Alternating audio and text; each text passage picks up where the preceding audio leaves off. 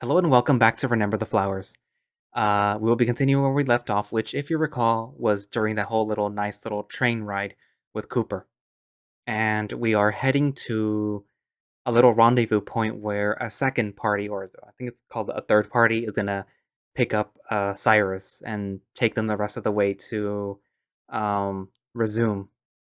Also, I'm sorry, Jericho, that I keep mispronouncing uh Resume as Resom, even though you told me that it was supposed to be pronounced as Resume. But yeah. Anyways, well, let's continue.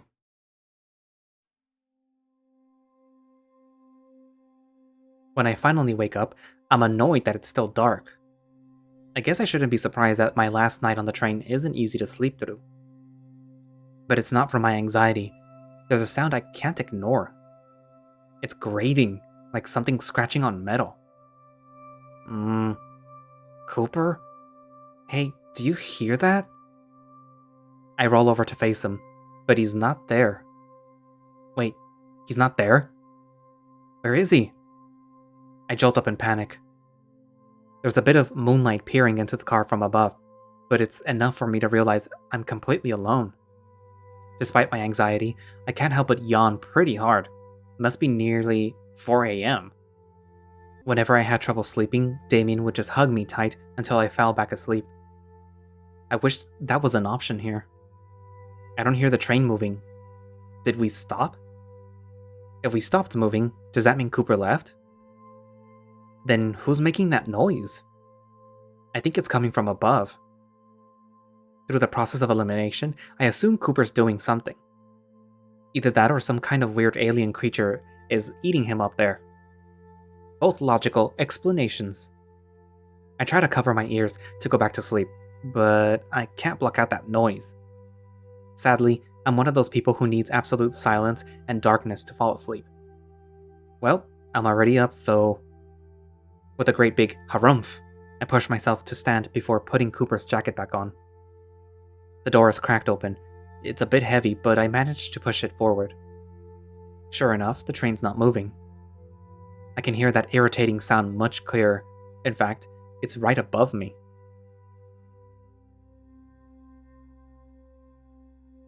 Oh, hey. Cooper looks down at me. He's sitting on the edge of the train. Hey. What are you doing? Sitting. Sitting doesn't make an obnoxious sound. Oh. He holds up a pocket knife, and I think a brick of metal. Just sharpening. Okay. Why? Cooper rolls his eyes. I couldn't sleep. It usually helps me relax.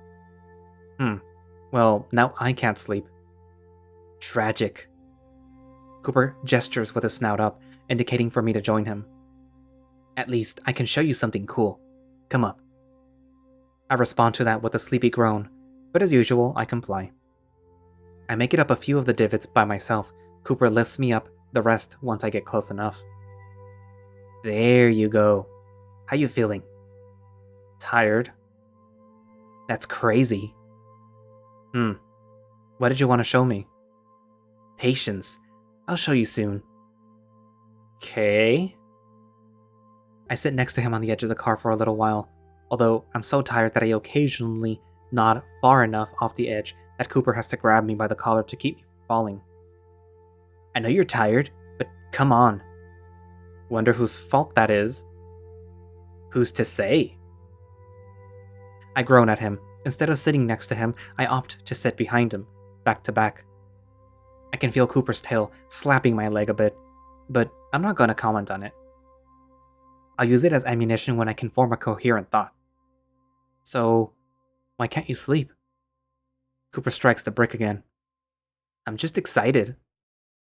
I'll bet. I shiver. It's the middle of the night in the desert. Of course it's cold. I pull the hood up and rest against Cooper's back. Damn, his back is pretty toned. That's good. I like my mattresses firm. Wait, is that weird? What about you? You doing alright? I'll live. You sure will. Obviously, still nervous about everything though. Understandable. We really gotta go through this? Cooper stops mid-sharpen. I can feel his back tense for a moment. Yeah, we do. This isn't up for debate. I see. Sorry. It's okay. Let's just enjoy some peace and quiet while we can. Sounds good. He says that, but he goes back to sharpening his knife. I don't think he's even doing it right. On second thought, let's talk. Cooper chuckles.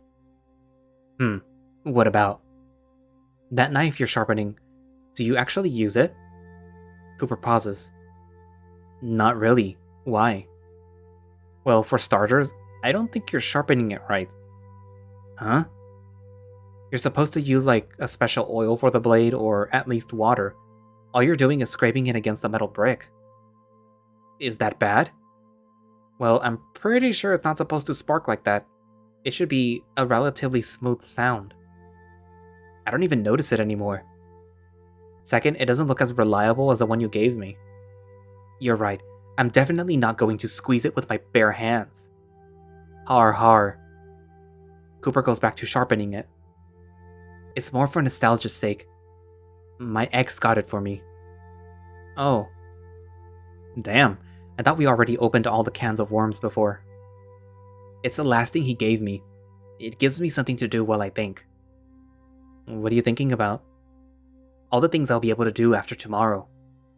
Are you gonna finally get a respectable job? Ha, maybe if I'm bored. I'm looking to retire. Retire? How old are you? 29. Pretty young to be retired. I know people who can't even retire. I'm not passing up this opportunity. I guess I can respect that. I sigh softly. You'll be fine. I know. Good. Cooper continues to sharpen. Now I'm curious. So... X, huh? What happened? Someone's being nosy tonight. It's hard for me to focus on anything but the knife. Right. We had a fight and he tossed me. Damn, that's kind of brutal. Meh. I'm still alive. I'll consider that fine. I pause. I hope when you retire, you can start living life how you want to.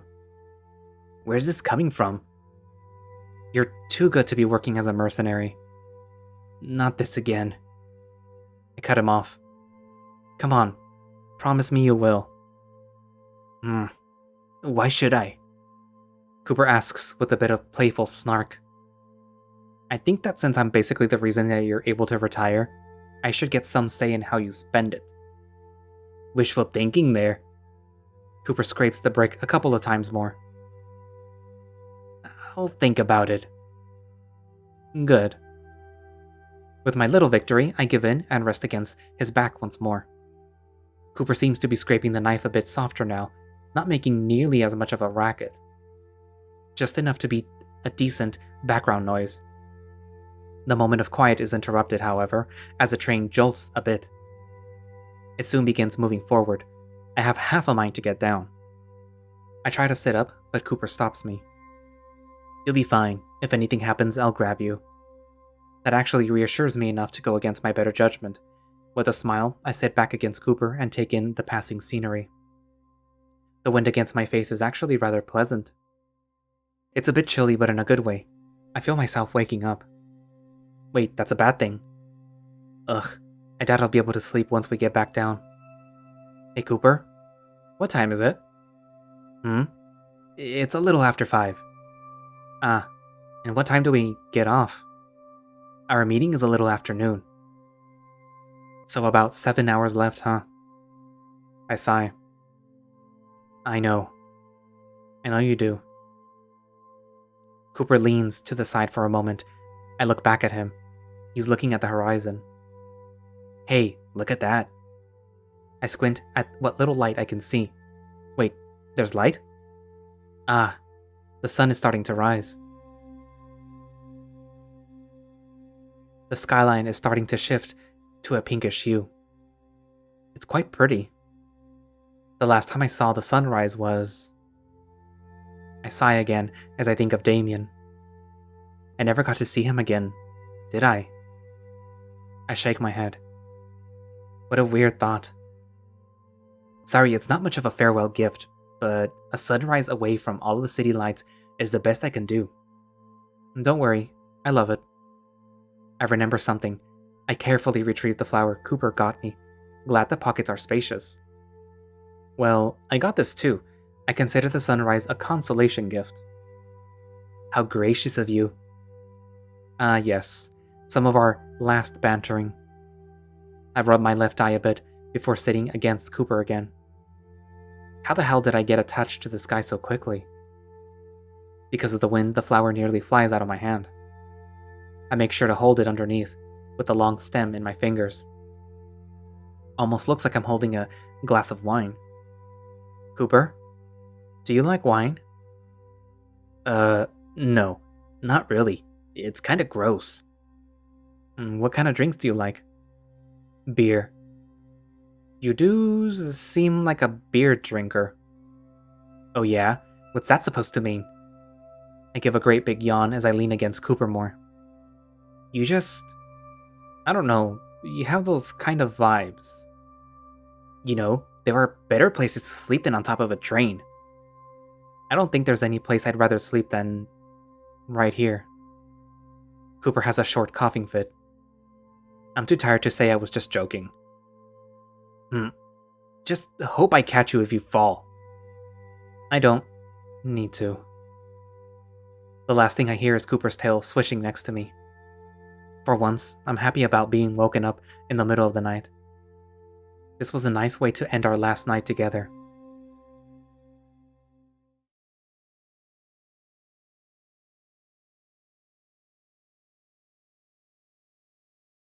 Some time must have passed.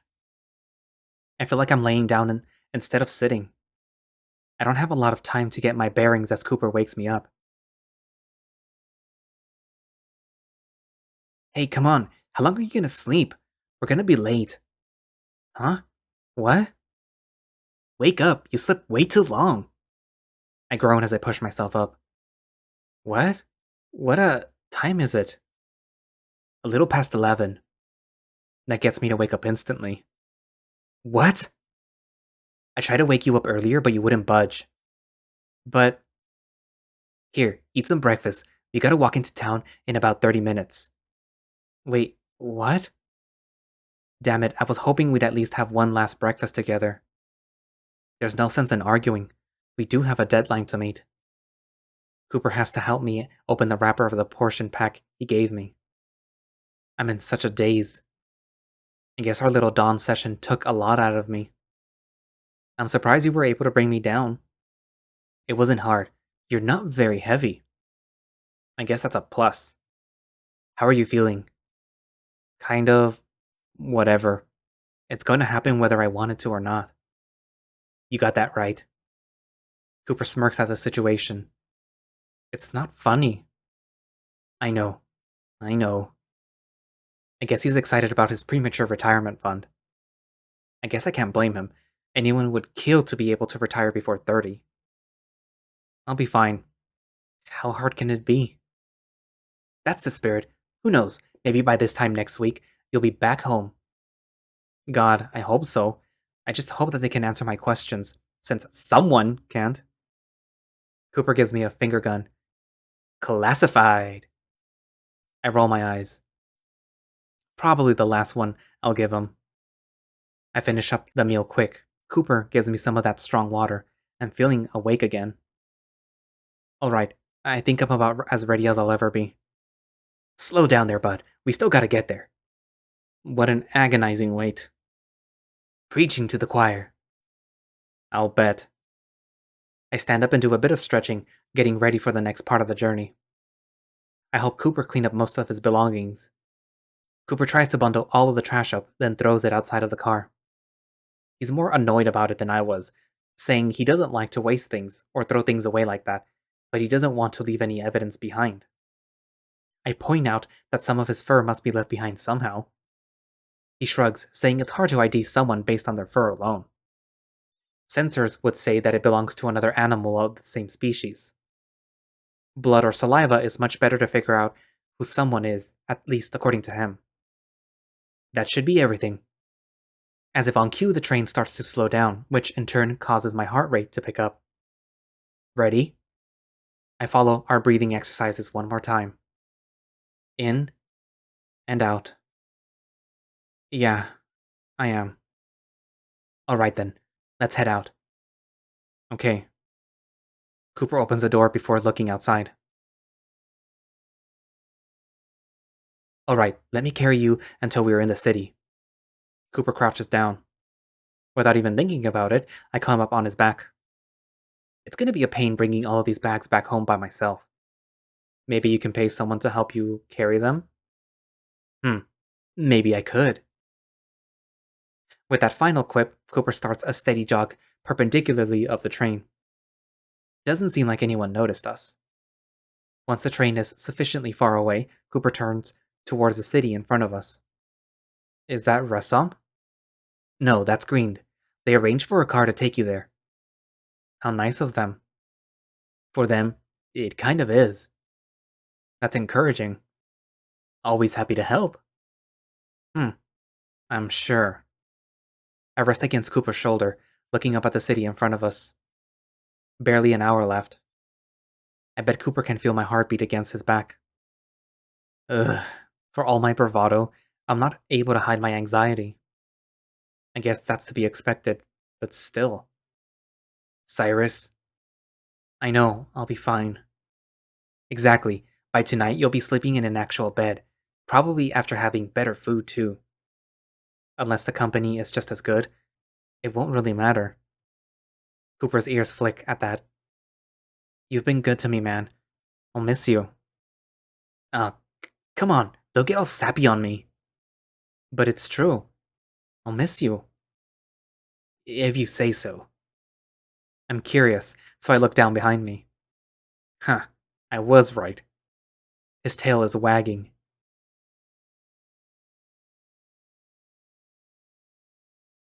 After about 20 minutes, we're in the city called Grind. Weird name. What's even weirder is that it seems to be deserted. Cooper's not being subtle about running through the town. His claws clacking on the pavement below echo through the empty streets. Where is everyone? Gone. No one's lived here for a long time. Oh, why? I think they never got back on their feet after the 7 stars. Ah, that sucks. Indeed. Cooper starts panting a little bit. He's been jogging with me on his back the whole time while carrying a few bags. Hey, you can put me down. No one's around, right? Yeah, I guess you're right. Cooper carefully sets me down and then stretches his back. Ugh, I hate running. You're pretty good at it. Kind of have to be. I can imagine. Here. I pick up 2 of the lighter bags.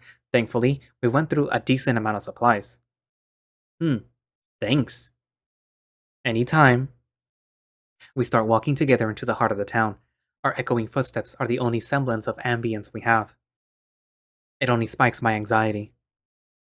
Gotta say, you're getting better at your poker face. Gotta get your heart rate under control, though. Cooper shoulder bumps me. I laugh weakly. Heh. Thanks, I guess. I think I'm just too nervous to really emote. You're probably thinking of a million different possibilities in that head of yours. More or less. I don't have it in me to keep up the conversation.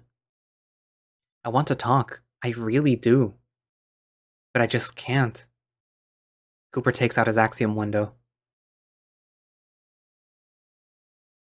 It looks like the car is on the street up ahead. I can't help but let out a shaky sigh. A shiver runs down my spine as well. Okay. Fuck, I'm scared. We turn the corner, in complete contrast with a ghost town that looks to be a decent-sized vehicle parked at the end of the road. My heart is beating so fast it hurts. I try to take deep breaths, but it only makes it hurt more. I stop walking. Something's breaking my inner panic. It's Cooper. Cooper pats my head, ruffling my hair slowly, methodically. You're okay. You're okay. Ah, fuck. I think my worst fears are about to come true. I rub my eyes a bit as some tears start to form. Cyrus? Sorry. I, I... I struggle to speak coherently. I'm trying my best to be brave, but I'm really scared. I don't want to be alone. I don't want to leave you. My emotions sort of pour out of me. I don't have the heart to look at Cooper. He's probably looking at me in disapproval right now. To my surprise, Cooper brings me in fast in a tight embrace. He's wrapping his big body around mine. He's shaking a bit. His heart is beating alongside mine. You're okay. We're okay. I don't respond. I wrap my arm around him, embracing him as long as I can. Cooper strokes the back of my head for a little while. We say nothing for a bit. Cooper's the first one to pull away. He looks serious. Believe me, Cyrus, I'm not happy to be doing this. You're the first one in a long while that I've connected with, at least to this level. I rub my eyes and nod. If there was a chance for us to leave this place together, I think I'd take it. He takes a deep breath to steady his shaking voice. But there's not.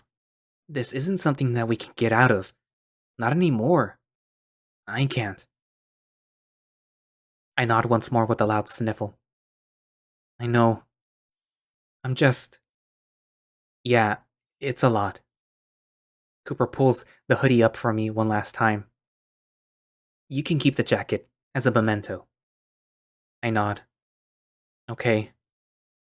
I don't have enough time to get my emotions stable as Cooper covers my mouth.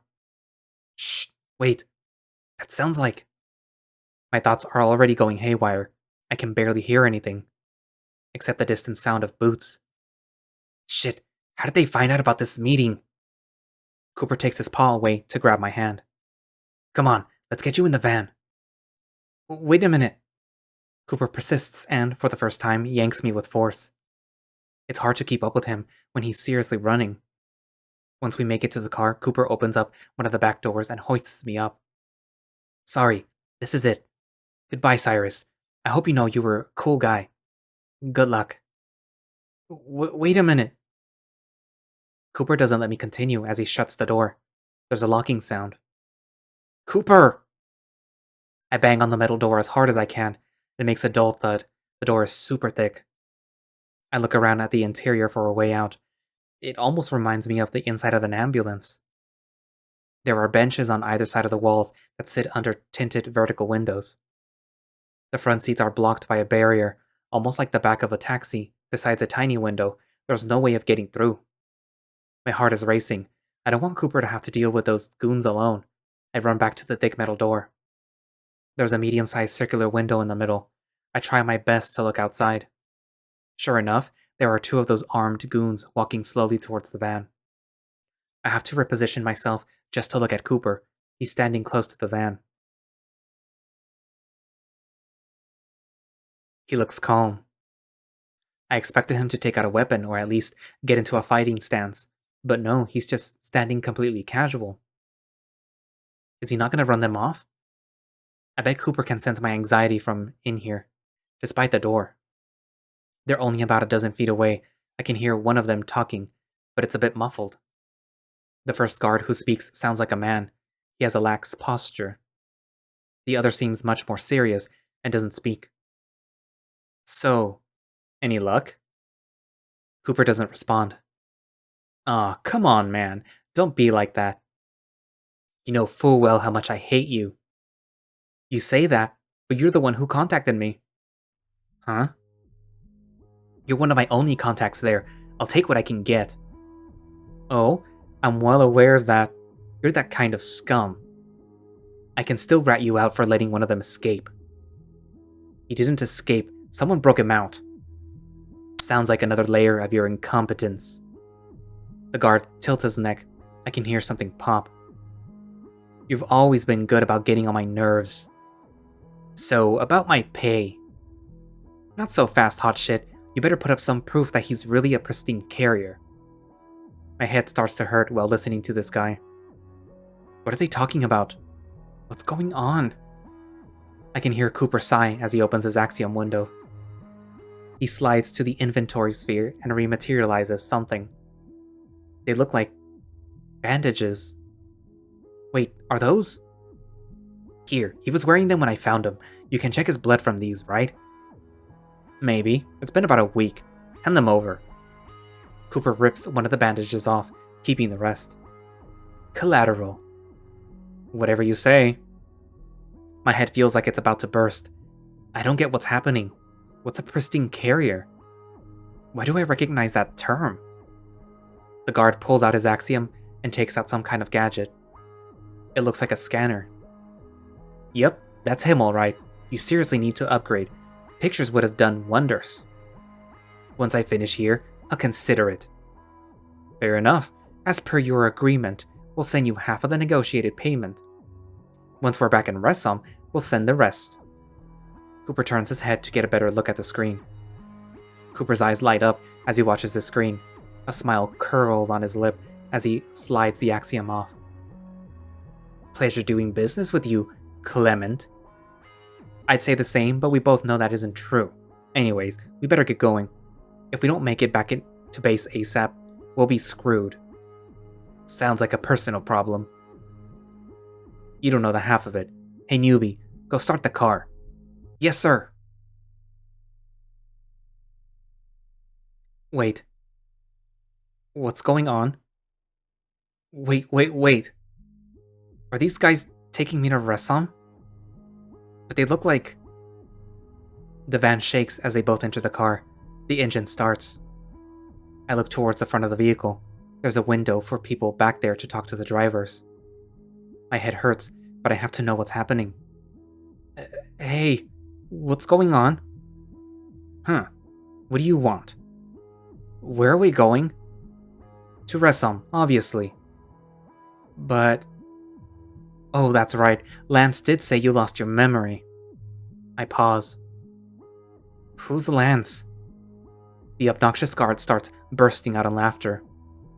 The quiet guard interrupts his fit. She sounds like a woman. Sir?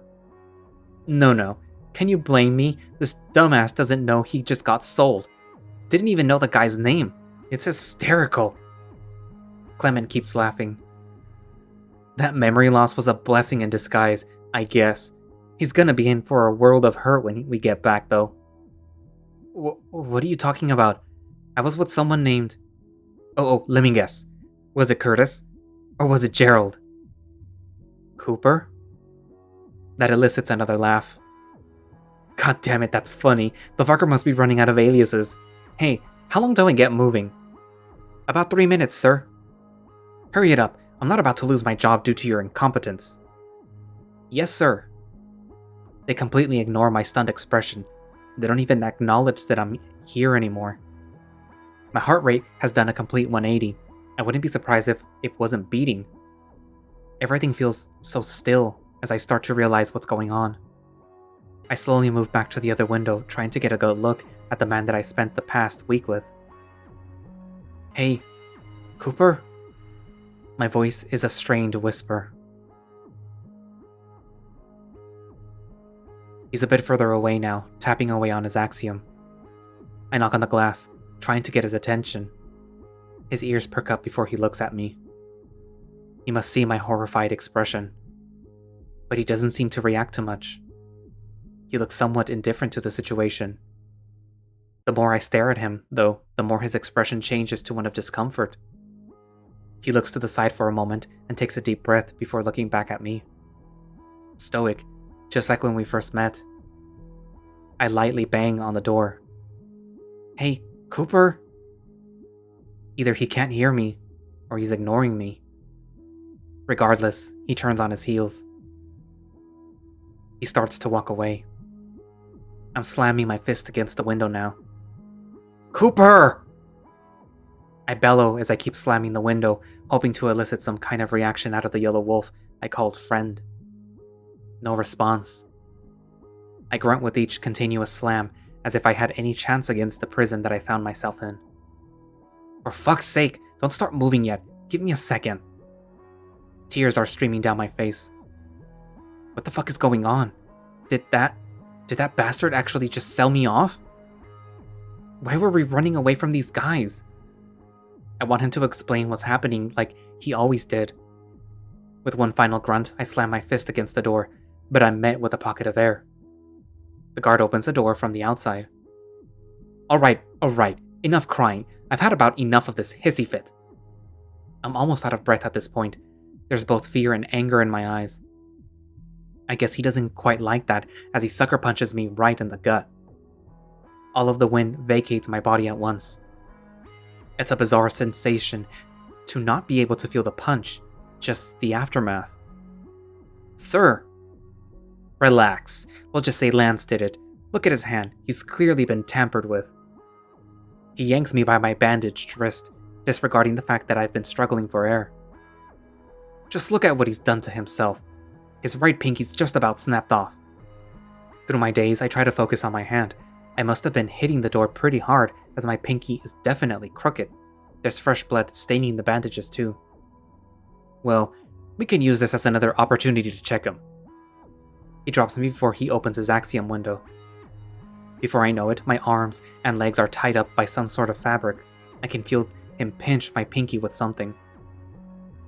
Well shit, that's definitely him. I guess that settled it. We'll be back up front. Make sure he doesn't go under. Sir. Once the asshole leaves, the quiet guard leans down next to me. I'm sorry. This will all be over soon. All I can do is glare at her. I don't even want to acknowledge her. Regardless, she helps me sit on one of the benches along the wall. Just sit tight for a little while longer. I look in her direction, but not at her, through her. I don't care. She looks at my direction for a while, as if she wants to say something else. She doesn't though. She just leaves out the back and shuts the door. Getting ready to start the car. Everything's happening all at once. I don't even bother processing anything. I'm aware that I'm shutting down emotionally. This is too much to process at once. I look out the window one last time. Not a wolf in sight.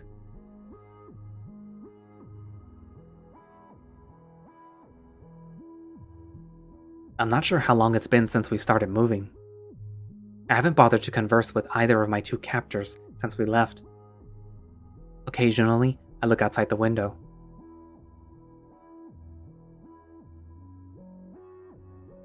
Just a lot of desert. I have time to think about everything that's happened for once. But I really don't want to. I don't want to believe that any of this is happening. So I choose not to acknowledge it, hoping that I'll wake up on the train next to Cooper. No, next to Lance. I shudder and shake my head. How could I have been so stupid? Not just for believing him, but for getting so attached. Did he really sell me? This wasn't just him taking me home? What the hell is Resoom? Why does my head hurt more than usual? God, fucking hell. This is bullshit. I sigh and lean back. I wish I had some of the pain-relieving shit Lance had. I feel a scowl form on my face. With nothing else to do, I succumb to laying against the cool metal wall of the van, watching the boring desert scenery go by. Occasionally, the two guards in the front strike up a conversation with each other. Most of it is about stuff I don't understand or care about. One part catches my attention. So, about Cyrus? What about him? We're not gonna check his wounds before we, start again? Why would we? They'll take care of him at the central facility. I know, but... Relax. His injuries aren't life-threatening. I've been told that they've pulled femurs out of him without him so much as flinching. A punch to the gut is nothing to a guy like him. They fucking what? Hello? What are you talking about? Oh, right. You're here. No shit. Where are we going? Resume. I'm losing my patience again. To maintain some level of dignity, I cut the conversation there. I'm not gonna get anything out of him. Can't wait. Oh, I'm sure. I stick my tongue out at him, despite the fact that he can't see me. I nearly bite it as we come to a complete stop, sending me to the ground head first. Okay, I felt that. I'm definitely bleeding above my temple. Because I'm still bound up, I can't breathe properly while tied up in this position. What the hell do you think you're doing? We don't have enough time to make a detour. The other guard doesn't respond. The next thing I hear is a short scream before something slams into the glass. Besides my pained breathing, it's quiet. I hear the front door open, along with the guard shouting at someone. Hey, Axel, are you around? This is where you said to meet up, right? She's yelling into the desert. After several minutes of her yelling, I'm surprised to hear another voice actually respond. Rose, we're over here. Oh, there you are. Did I actually beat you, Axel? Just by a bit. What's the situation? Well, I just shoved Clement's thick skull against the window. Smart, you might want to ditch him for the crows. I was thinking the same thing. He's been a pain in my ass for a while now. Guess our little fuck-up caused him some trouble too. Finally, something good comes from this debacle. At this point, I'm starting to lose consciousness. I'm sick of being tossed around like this, literally. Hey, he's in there, right? Oh, hey. Bell? Ring. Ah, yeah, he's in there. We have a first aid in the vehicle, right? Yeah, why? He's been through a lot. I can imagine. Here, let's get him out. Are we really doing this? Yes. I can hear the third member groan. I don't agree with this. It's above our pay grade. Then we'll negotiate for higher pay. Like that's ever gone well. Stop being a stick in the mud. Come on, let's help him already. Couldn't have said it better myself. These voices, they sound familiar. Before I can speculate further, the door opens.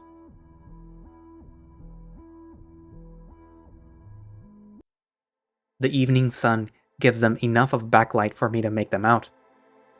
The guy holding the door looks like a white tiger. There's a hyena. She was the other guard? And someone I don't recognize.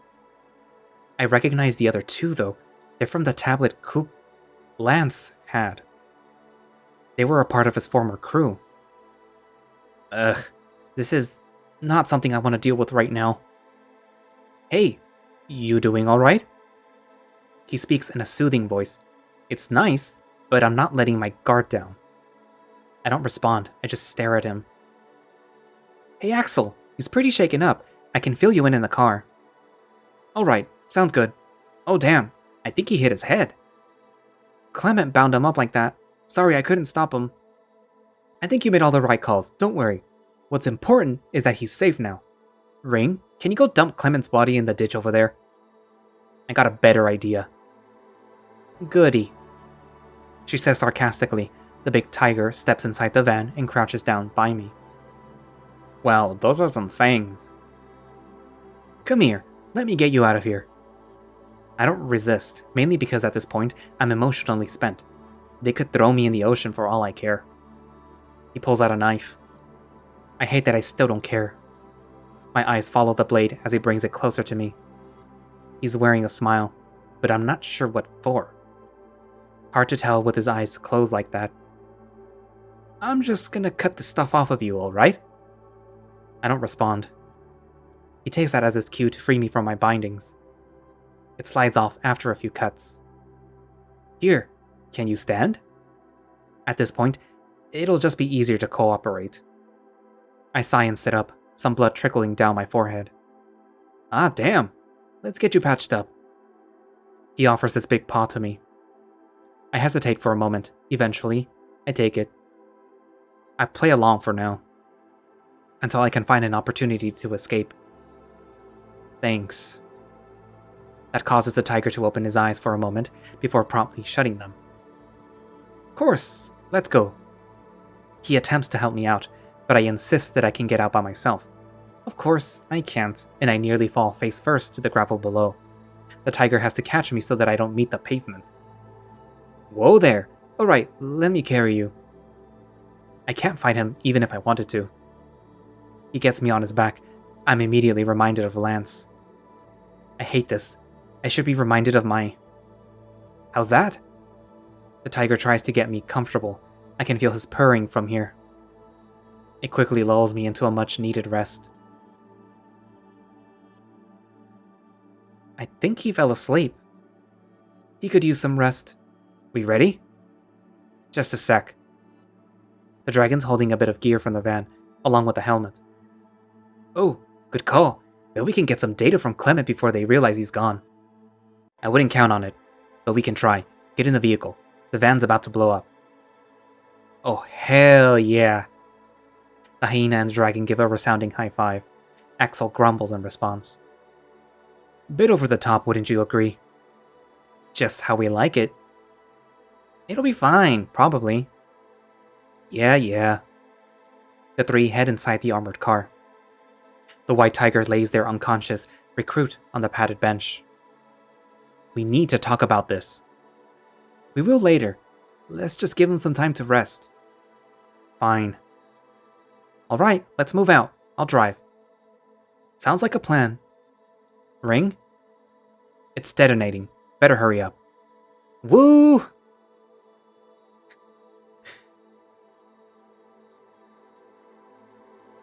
A growing headache eventually wakes me up again. I'm not sure what time it is, but I must have been out for at least an hour or so.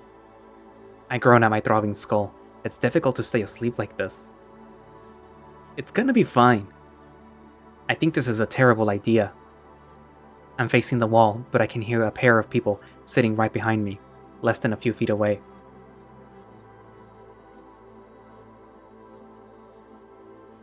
You really want him to join us, of all people? Well, it wasn't my idea. It was the boss's. Why does she want him to stay? He's been around for a long time. He could have some useful information. Then let's interrogate him before relocating him. Shh. He's trying to sleep. Axel, this is a bad idea. I'm not so sure about that. This wouldn't be the first time. You're way too sentimental. Xavier is long gone. He's not going to know about him. This isn't about Xavier, but if he happens to know something, I'd like to hear about it. I can hear the dragon grumble right behind me. Where's he going to stay? He can stay in my room while we clear out the storeroom. You're really going to let him live with us? I don't see why not. Come on, you loved the last recruit. That causes the dragon to stumble. That's different. Just relax. I'll take care of him. You don't have to do anything. Whatever. Just give him a chance, alright? No promises. I can hear the tiger sigh. Let's follow Cyrus's example, and get some rest. Whatever you say, boss. Attaboy. I can practically hear the dragon scowl from here. What a lively bunch. I can't help but wonder what the hell they're going to do with me.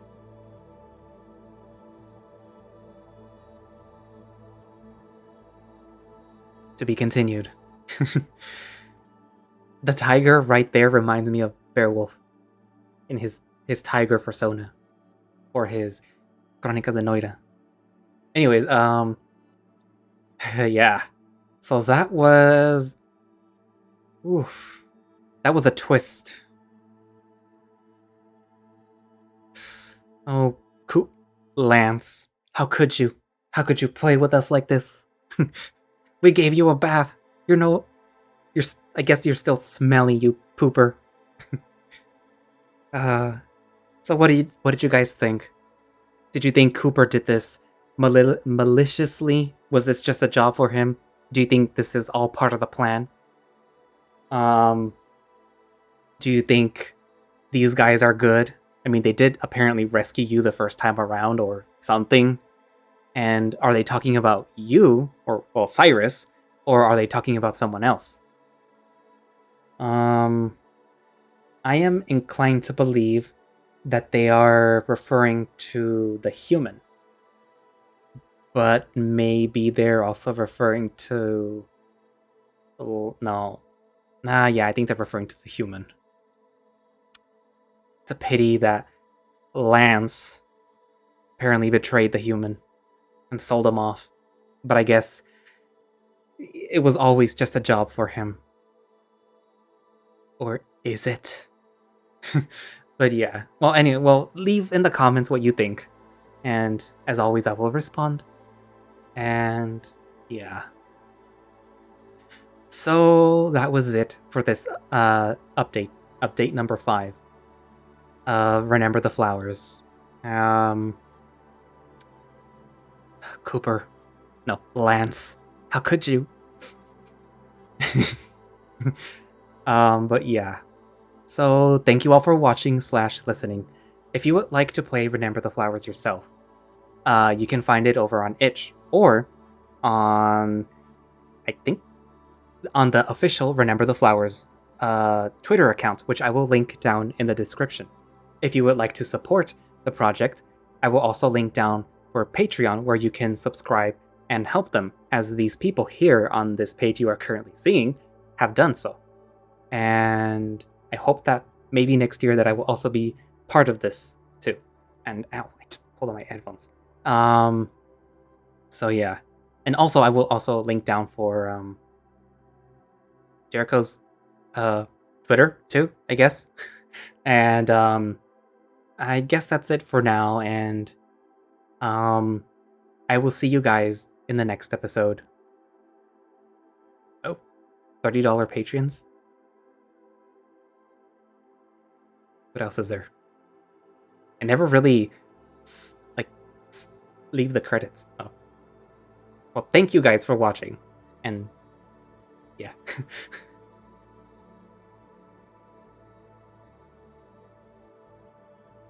Stupid stinky. Oh, that concludes both Build 5 of Remember the Flowers along with Arc 1. I wanted to take this opportunity to thank every one of my crewmates personally for their hard work. This is also a formal announcement that Remember the Flowers will go on hiatus in preparation for Arc 2 assets.